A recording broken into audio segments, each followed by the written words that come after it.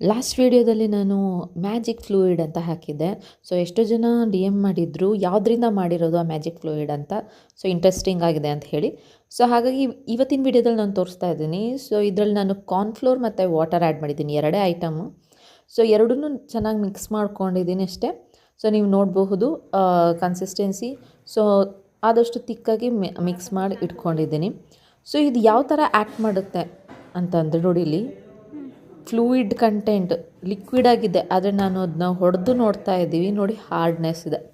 So ಅಂದರೆ ಇಲ್ಲಿ viscosity increases with force.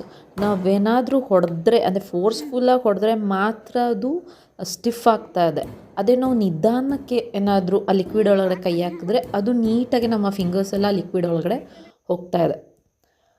ಓಕೆನಾ? ಇದು ಕಂಪ್ಲೀಟ್ ಎಕ್ಸ್ಪ್ಲನೇಷನ್ ನಿಮಗೆ ಕ್ಯಾಪ್ಷನಲ್ಲಿದೆ, ಸೊ ಅಲ್ಲಿ ಚೆಕ್ ಮಾಡ್ಕೋಬಹುದು.